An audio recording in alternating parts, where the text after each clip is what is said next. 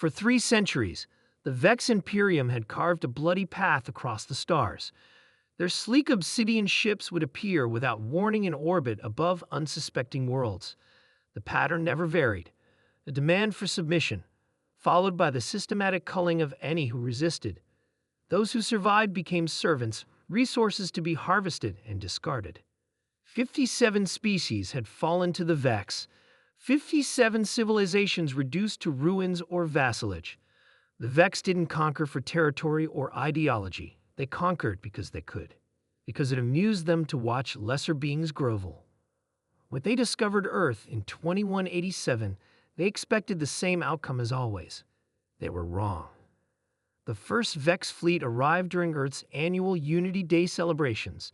7 massive warships materialized above major cities, their curved hulls blocking out the sun. The standard ultimatum was broadcast globally: submit or perish. Admiral Tom Davis was commanding Earth's orbital defense platform when the transmission came through. He studied the alien ships through narrowed eyes, noting their positioning, their apparent weapon systems. Send a response, he ordered his communications officer. The message was brief: we choose neither. The Vex were taken aback. This wasn't in the script. Lesser species submitted or died fighting. They didn't negotiate. The Vex commander, a tall figure with pale gray skin named Crawl, actually laughed when he received the transmission. Begin the customary demonstration, he ordered. Target their smallest continent and reduce it to ash. But when the Vex ships powered up their main cannons, something unexpected happened. Earth's defense grid activated. Not the primitive missile systems the Vex had detected, but something far more sophisticated. Concentrated beams of energy lanced upward from hidden installations across the planet's surface, striking the Vex vessels with pinpoint accuracy. 2 Vex ships exploded immediately. 3 more suffered critical damage to their propulsion systems. Only Crawl's flagship and 1 other vessel managed to escape, limping back to Vex space with tales of a species that had somehow anticipated their attack. Impossible, declared the Vex High Command when they reviewed Crawl's report. It must have been lucky. Humans are primitives. We've observed their broadcasts, their wars, their ridiculous entertainment. They're divided, weak, emotional. But the Vex had misinterpreted everything they'd seen. Human division was actually diversity of thought. Human emotion fueled innovation rather than hindering it. And most importantly, humans had been preparing for this moment since they first looked up at the stars and wondered if they were alone. The second Vex fleet was 3 times larger than the first. 21 warships arrived 6 months later, expecting to find Earth cowering in fear. Instead, they found an armada waiting for them. Ships from every human nation had united under a single banner: the Earth Defense Force. Captain Lisa Reed commanded the lead vessel, the EDF Resilience. All ships, form up, she ordered as the Vex approached. Remember your training. Remember what we're fighting for. The battle lasted 16 hours. The Vex had superior firepower, but the humans had studied the wreckage of the previous encounter. They knew exactly where to hit the alien vessels to cause maximum damage. More importantly, they fought with a ferocity that startled the Vex, who were accustomed to easy victories. By the time it was over, 19 Vex ships had been destroyed. The remaining 2 retreated, but not before Captain Reed managed to disable one and send boarding parties to capture its database.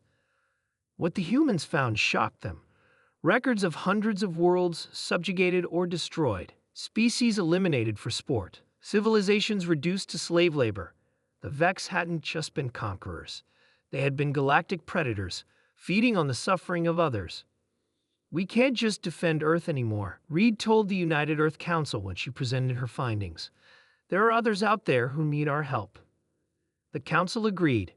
For the first time in history, humanity united behind a single cause: to free the galaxy from the Vex's reign of terror. Over the next 5 years, Earth became a fortress world. Every resource was directed toward building ships, training soldiers, and developing technologies to counter the Vex.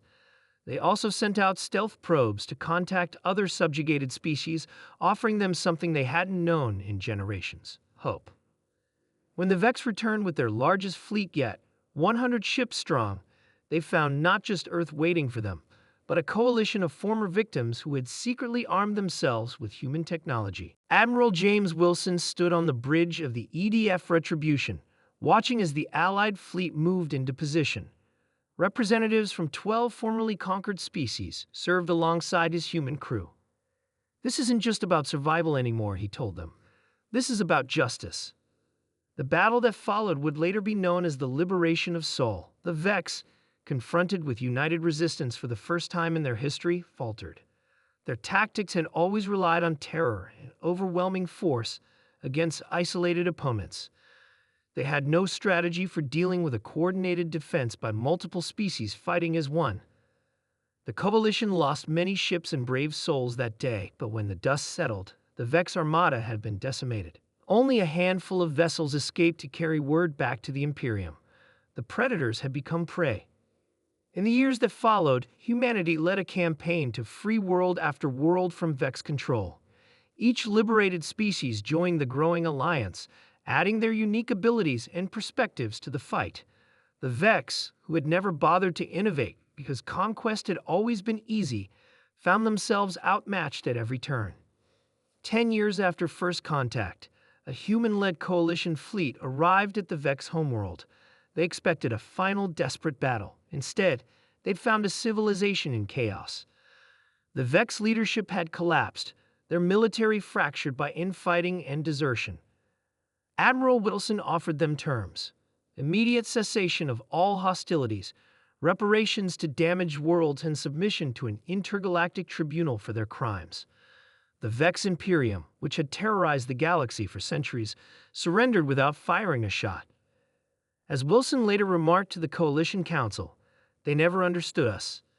They thought our diversity was weakness, our emotions a liability. They never realized that being human means finding strength in our differences and courage in our capacity to care about others, even those who aren't like us."